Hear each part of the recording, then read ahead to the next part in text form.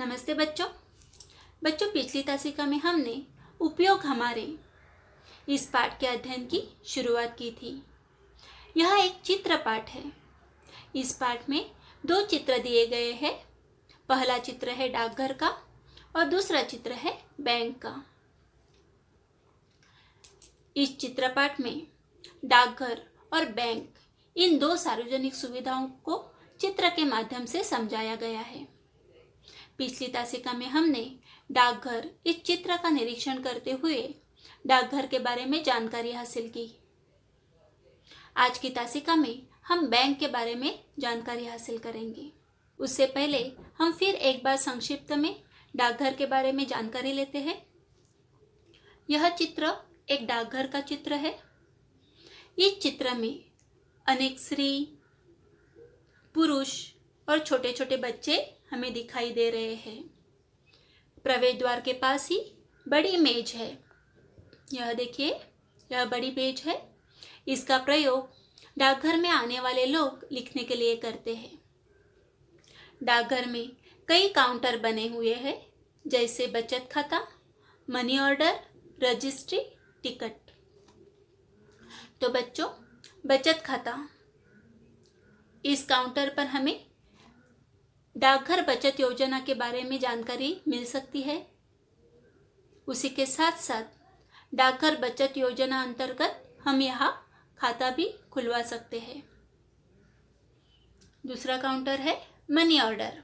अगर आप देश में किधर भी आपके रिश्तेदारों को, मित्रों को अगर पैसे भेजना चाहते हो तो आप मनी ऑर्डर के माध्यम से उसे पैसे भेज सकते हो।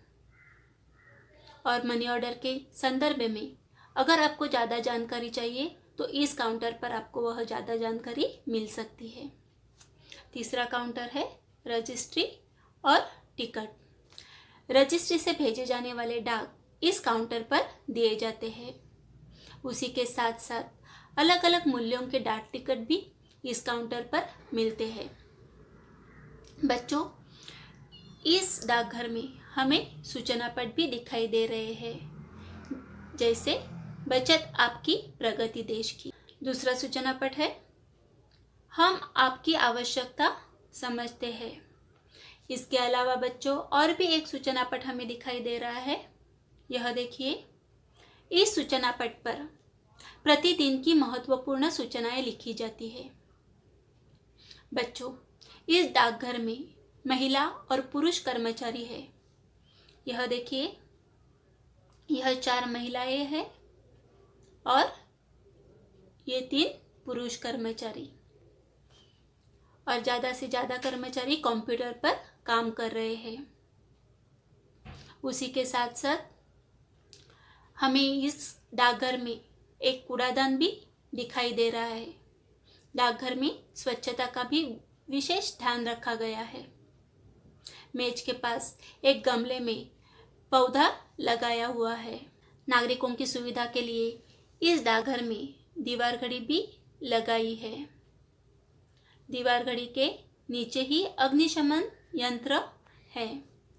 अगर डाकघर में किसी कारण आग लग जाती है तो उसे तुरंत बुझाने के लिए अग्निशमन यंत्र की भी व्यवस्था की गई है। तो बच्चों, इस प्रकार हमने इस चित्र के माध्यम से डाकघर के बारे में जानकारी हासिल की है। अब हम बैंक के बारे में जानकारी हासिल करते हैं। बच्चों, बैंक यह एक वित्तीय संस्था है। अगर हमारा बैंक में अकाउंट है तो हम अपनी धनराशि बैंक में जमा कर सकते हैं। अगर कभी हमें पैसों की ज़्यादा ज़रूरत है और हमें बैंक से ऋण चाहिए तो बैंक हमें ऋण देने का कार्य भी करती है, लेकिन हमें कुछ बैंकों के नियमों का पालन करना आवश्यक होता है। हमारे धनराशि के सुरक्षा हेतु, ब्याज लेने के हेतु हम अपनी धनराशि बैंक में भी रख सकते हैं और अपनी आवश्यकता के अनुसार उसे निकाल भी सकते हैं। बच्चों, अगर हमारा बैंक में अकाउंट है तो बैंक हमें ऐसा पासबुक देती है। हमने बैंक में कितने पैसे भरे हैं, हमारे बैंक अकाउंट में कितने पैसे हैं, हमने बैंक अकाउंट में से कब कितने पैसे निकाले या हमने बैंक के माध्यम से कितने पैसों का किसे हस्तांतरण किया, यह सब जानकारी इस पासबुक के माध्यम से हमें मिल जाती है। पासबुक के साथ ही अगर हमारा अकाउंट है तो बैंक हमें चेक बुक भी देती है। अगर हमें किसी को पैसे देने हैं तो हम इस प्रकार चेक के माध्यम से भी पैसे दे सकते हैं, या किसी के पास से पैसे लेने हैं तो हम चेक के माध्यम से भी पैसे स्वीकार कर सकते हैं। इतना ही नहीं तो विश्व में अगर किधर भी हमें पैसों का हस्तांतरण करना है तो हम बैंक के माध्यम से पैसों का हस्तांतरण कर सकते हैं, लेकिन इसलिए हमारा बैंक में अकाउंट होना आवश्यक है। बच्चों, अब हम उपयोग हमारे इस पाठ में जो बैंक का चित्र दिया गया है उस चित्र के माध्यम से बैंक के बारे में जानकारी हासिल करते हैं। यह है एक बैंक का चित्र। देखो बच्चों, बैंक के प्रवेश द्वार में ही एक खाकी गणवेश परिधान किए और कंधे पर बंदूक लिए एक चौकीदार खड़ा है। बैंक की सुरक्षा के लिए उसे तैनात किया गया है। प्रवेश द्वार के पास ही हमें एक पूछताछ काउंटर दिखाई दे रहा है। बैंक की विविध योजनाओं के बारे में या अलग अलग विभागों के बारे में हम इस काउंटर पर जाकर पूछताछ कर सकते हैं। या हमें बैंक में अकाउंट खोलना है, खाता खुलवाना है या बंद करना है, या पैसे कैसे ट्रांसफ़र करने हैं, बैंक के संदर्भ में अगर हमें कुछ भी जानकारी चाहिए तो हम इस पूछताछ काउंटर पर जाकर जानकारी ले सकते हैं। उसी के साथ साथ दूसरा काउंटर है यहाँ बचत खाता। अगर बैंक की बचत खाते के संदर्भ में हमें कुछ जानकारी चाहिए तो हम इस काउंटर पर जाकर जानकारी ले सकते हैं। बचत खाता, इस काउंटर पर बैंक बचत योजना अंतर्गत अपना खाता खुलवाया जा सकता है। और एक काउंटर है कैशियर। इस काउंटर पर अगर हमें धनराशि बैंक में जमा करनी है तो हम इस काउंटर पर वह धनराशि जमा कर सकते हैं, या हमें बैंक से पैसे निकालने हैं तो हम कैशियर इस काउंटर पर जाकर बैंक से पैसे निकाल सकते हैं। बच्चों, मैनेजर बैंक का महत्वपूर्ण व्यक्ति होता है। यह देखिए, यह है मैनेजर का कक्ष। मैनेजर जो होता है, बैंक मैनेजर, वह बैंक का महत्वपूर्ण व्यक्ति होता है। बच्चों, इस बैंक में मैनेजर कक्ष के बाहर एक एटीएम मशीन रखी है। यह देखिए, यह है एटीएम मशीन। अगर बैंक अकाउंट में हमारे पैसे हैं और हमें पैसों की ज़रूरत है तो हम इस एटीएम मशीन से भी पैसे निकाल सकते हैं। बच्चों, बैंक में यहाँ यह एक सूचना पट भी है। यह देखिए, प्रतिदिन की महत्वपूर्ण सूचनाएं इस सूचना पट पर लिखी जाती है। सूचना पट के बाजू में ही एक अग्निशमन यंत्र है। अगर किसी कारण बैंक में आग लग जाती है तो उसे तुरंत बुझाने के लिए यह अग्निशमन यंत्र की व्यवस्था की गई है। नागरिकों की सुविधा के लिए बैंक में दीवार घड़ी भी लगाई हुई है। यह देखिए, दीवार घड़ी है। उसी के साथ साथ हमें गमले में पौधे भी दिखाई दे रहे हैं। यह देखिए, मैनेजर कक्ष के बाहर भी गमले में पौधा है और पूछताछ कक्ष के बाजू में भी पौधा है। इतना ही नहीं तो बैंक में आने वाले लोगों को बैठने के लिए या बुजुर्ग लोगों को बैठने के लिए आसन व्यवस्था भी की गई है। बच्चों, यह एक आधुनिक बैंक है। इस बैंक में जो बैंक के कर्मचारी हैं वह काम करने के लिए ज़्यादा से ज़्यादा कंप्यूटर का उपयोग कर रहे हैं। यह देखिए, हर एक कर्मचारी के सामने कंप्यूटर है और वह अपने कंप्यूटर पर काम कर रहे हैं। तो बच्चों, इस प्रकार इस चित्र के माध्यम से हमने बैंक का कारोबार किस प्रकार होता है इसके बारे में जानकारी ली है। फिर एक बार हम संक्षिप्त में बैंक के कारोबार के बारे में जानकारी लेते हैं। इस चित्रपाठ में एक बैंक का दृश्य दिखाया गया है।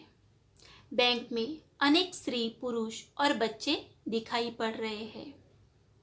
प्रवेश द्वार के पास ही खाकी गणवेश में कंधे पर बंदूक टांगे हुए एक चौकीदार खड़ा है। वह बैंक की रक्षा के लिए तैनात है।